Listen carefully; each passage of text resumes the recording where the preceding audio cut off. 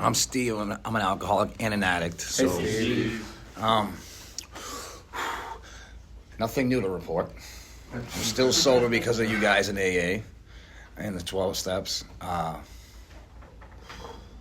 sober date is June 25th, 2018, and really, I wake up every day and I'm I'm in shock and awe that I've been sober this long, right? So every day I wake up since a year has been uncharted waters for me, right? I owe it all to Alcoholics Anonymous and you guys and 12-step fellowship programs. Man, I would like to just go right and just read right off of The Thought Brings Us to Step 10, but there's really so much more. I remember when I first got out of the treatment center and I did my first round of steps with my sponsor, and I don't believe, I read the whole book and I read page 84, and I don't believe I was really putting step 10, 11, and 12 into action. So I had to go do another fourth step with my sponsor, and then because things stopped sticking to me after my first round, and that first round, and I did my first fifth step, right? I was free, and I was going to meetings, and I'm hanging around the fellowship, and I'm thinking maybe I'm sponsoring, maybe I might sponsor if I feel like it. I didn't really know how imperative it was that I'm gonna die if, Kyle's whenever the guys go to raise their hands to sponsor, he's elbowed me in the ribs, and I'm like, dude, you want to go outside and. You know what I mean? But he's like, how do you think you're gonna stay sober if you don't bring these 12 steps to another alcoholic? Started making sense to me because things started sticking to me again, right? As I'm sober and life starts happening, and my daughter comes to live with me, so I'm like, now I gotta do this because I'm freaking dying. I'm having to write 3 fourth steps and do 3 fifth steps. In less than 2 years' time in AA, right? I'm like, this is kind of not good, right? So I still went and did the work, and I'm like, he's like, you're doing 10 and 11 right, I feel like. And I was helping guys, too. I started sponsoring pretty good. I had a couple guys going, and things were great, and I'm just I just knew I could get more. I just knew I could be freer, right? And he's like, tell me what you would do. Tell me how you go about your day, right? And then I'd always call him and tell him some shitty thing was happening, and he's like, dude, you're not doing a 10-step, right? So now this thought brings us to step 10, suppose. So my relationship's got to be right with a higher power, right? If that is failing, nothing in my life is working, right? So I gotta enter the world of the spirit, and for a guy like me, I gotta try to stay there 24/7 if you feel me. Right? Because the minute I let up on the spiritual program, right, that's when my spiritual fitness starts suffering, right? So my relationship ain't right because I'm not continuously taking inventories. I'm not continuously doing what page 84 says, right? And beyond 10, 11, and 12, right? I can't really mention one steps without the other. To me, they're all ingrained, right? So suppose I'm going throughout my day and she says something shitty to me and it causes feelings, right? This thought brings us to step 10, which suggests we continue to take personal inventory and continue to set right any new mistakes as we go along. We vigorously is a good word for me, kind of aggressive. That's I'm aggressive. I gotta do this aggressively. I gotta do this 10-step like my life depends on it, yeah? Right? Commence this way of living as we clean up the past. We enter the world of the spirit. I just talked about that, right? I would like to stick there. I like to stick with God's will for me, whatever that may be. It's usually not hurting others and not being a shitty person, which I fail at every day, right? And our next function is to grow in understanding and effectiveness. This is not an overnight matter. It should continue for our lifetime. Continue to watch here. So she says, something doesn't go my way. She comes at me sideways. My daughter's acting up. The bills ain't getting paid, whatever the case may be, right? Selfishness, dishonesty, resentment, and fear. One of those things come up. Sometimes 2 or 3 of those things come up. Sometimes all 4, right? And I'm just sitting there I'm ready to start. I start getting a little things are getting a little hairy, right? And I'm like, oh, you know, someone's going to get it today. You know what I mean? That's kind of not right for my spiritual condition, right? When these things crop up, not if by chance these things happen, this stuff happens to me. And as I grew with this stuff and started practicing more and more 10 steps as things were happening, and I figured out they started to be effective, right, in my daily life, I started, if I have to do one 11 times a day, I'll hunker down and do it 11 times a day, right?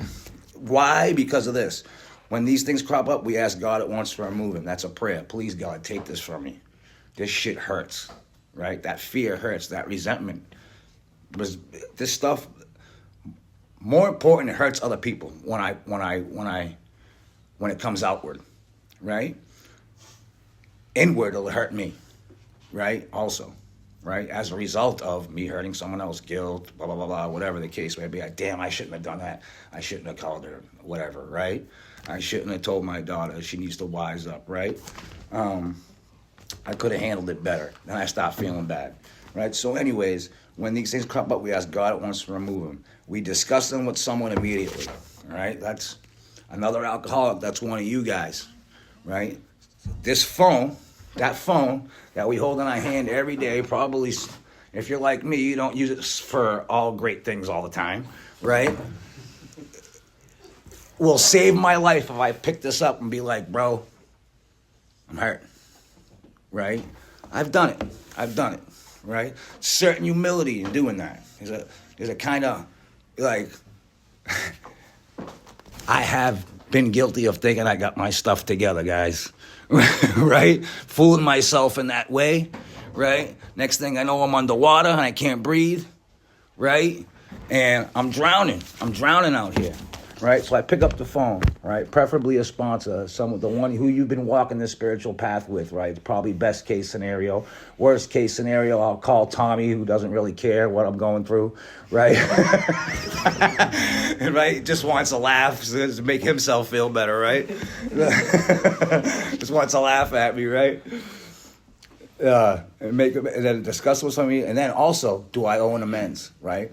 Did I come sideways at this person? Should I have shut my mouth, right? I should have handled it better, right? A lot of the times I got my foot in my mouth, guys. I'm like, you know what? I couldn't have handled that better, right? To whoever, moms, whatever, girl, whatever, kids, one of you guys, I couldn't have handled it better, you know? Sorry for not showing up, Jeremy, right? Accept my apology or forgive me, right? How can I make it right? Right? Just like we were taught to do when you went through the rest of the steps. It's all kind of like condensed into that one little moment, right? Then usually if you're me, if we harmed anyone, then we resolutely turn our thoughts to someone we can help. Those things will not work all the time, right? Because like I said, stuff sticks to me and I'm still sitting and that prayer didn't work. Right, I took that inventory and that prayer didn't work, right? Talking to Kyle, who's like way too busy with his family. Like, I can't just keep rehashing the same thing over and over again, talking his ear off. That didn't work, right? I made the amends and maybe they told me to go somewhere, right? Or maybe they did and I still feel bad. Maybe they accepted the amends and I still feel bad because it's still not sitting right with me because I need security for some reason, and I need external security, right? I'm trying not to trust what brought me here. You know what I mean, right? I usually will go, I'll be on the phone, I'll be going to the Ark, right? One of the halfway houses. Bill says it in his story. That's been my experience over and over. When all else fails, work with another alcoholic would save the day, right? It's all there. It's all there, right? Then if I'm thinking about somebody else and helping somebody else, I don't linger with these problems of mine. There's a solution. And then usually through time, it gets resolved, right? Or at least diluted to where it's not snapping my back, right? And that's my experience with the 10-step over and over again. It says a lot more too, right? Then we resolutely turn our thoughts to someone we can help. Love and tolerance of others is our code, right? Which is I have a funny story about that, right? So I'm in AA a while. I'm thinking I'm doing this so great, right? And I'm angry about I can't even remember why now at this point. But I'm sitting there up with the 4D guys, and they're like, Steve, they're like, you're a little like you're not well, to say the least. I'm like, yeah, man, I was going to give that guy the business. And he's like, dude, I was like, love and tolerance might be, I was like, I might be AA's code, but it's not my code, right? I was ready to mash, right? He goes, yeah, but you're in AA, and shut me right up. And I was like, ugh, you got me, Tom. Thomas Shiro. I'm like, you got me, right? He's absolutely right. And this is how this stuff puts a leash on a guy like me, right? You do this a while, I start becoming, oh no, man, I got to be a better person every day, and I got to continue to get better. This is not what I want to do, really. I'm kidding. I love doing it. I'm kidding, right? And then we got the 10-step promises, though, which also, once I experienced these, it drove me to want to practice this stuff more and get deeper in, and then have it become a part of my life. One time, I can't even count how many times I had to go over this 10-step in my head and go help someone in one day, right? In one day, from sun up to sundown, because I had some issue that was eating my lunch. It was probably had to do with something. I could probably tell you it probably had something to do with a woman, right? And I literally had to help alcoholics all day because I had these ruminating thoughts about it. And guess what? The beauty of it is that I'm still here with some continuous sobriety, right? And that's not of my own doing. That's following what this book says, right? That's a miracle to a guy like me, because I usually never, if I even make it a year, which has never happened, right? I'm usually gone and getting loaded by 2 days' time, right? I can't handle any of that emotional pressure stuff, right? But this stuff somehow dilutes it enough to where I'm not even carrying it. It says we ceased fighting anything or anyone, even alcohol. Ceased fighting anything or anyone, even alcohol, right? Promises start coming true. I start getting free. Remember this freedom I mentioned? I knew I could have more freedom. When I first started this talk, that's what this is to me. It's the freedom. It's the freedom from the bondage of those ruminating thoughts myself, right? What I think I want out of life, right? What I'm not getting, right? You know what I mean? What I think I deserve, right? Because that stuff will mess me up, man. It has. You know what I mean? If I'm not doing this, at least with half the zeal that I got loaded, I'm in bad shape, right? I don't mind admitting it, because I know how good this stuff works when I'm willing to turn my will and my life over to it, right? By this time, sanity will have returned, and if you know me, you know I'm still waiting for that. So, we will seldomly be interested in liquor. If tempted, we recoil from it as from a hot flame. Well, how do I recoil from it, right? The thought of liquor hasn't even returned. The thought of using the first one hasn't even returned. I've been blessed with that miracle by my Creator, right? And how does that happen? Because it's like a springboard. Instead of going into that fire again, I'm helping alcoholics, right? What are you guys doing? I'm dying here. You guys got something for me? And you guys usually bring me out of it, or a newcomer brings me out of it, or my sponsor's like, get your head out your ass and get in the game, right? And that stuff, that's how I recoil from it, right? And that's where I get the freedom, because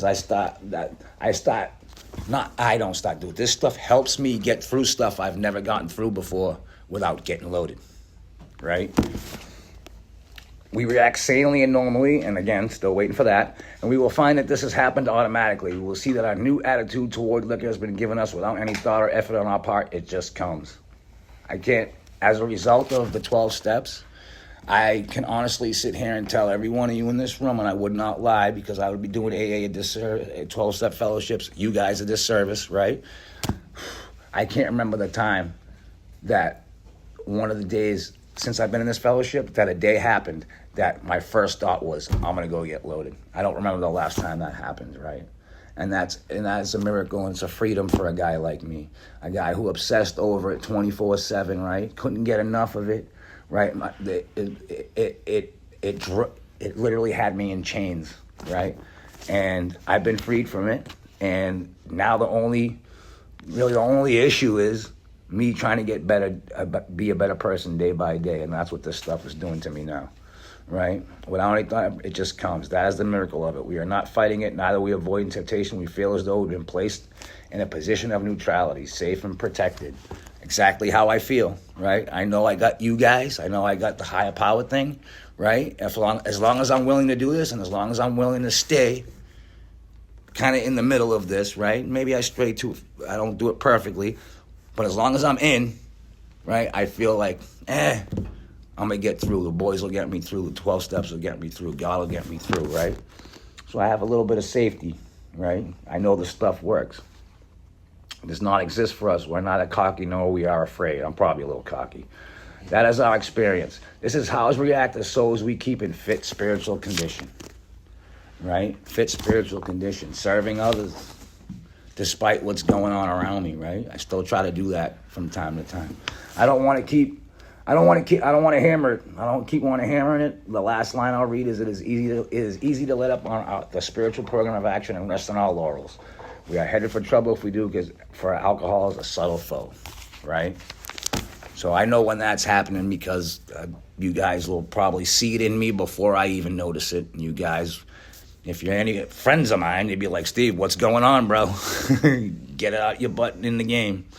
And I thank you guys for that. You know, I don't know, like, I wouldn't be clean and sober this long without this book and you guys and what it does for me, right? I can never do this by myself. It's why I'm here. You know, I feel like the boys have been trying to get me here for a while. I'm sure Tommy's ready to wet his pants over there in excitement. And thank you so much for giving me the opportunity to run my mouth. Thanks, Steve.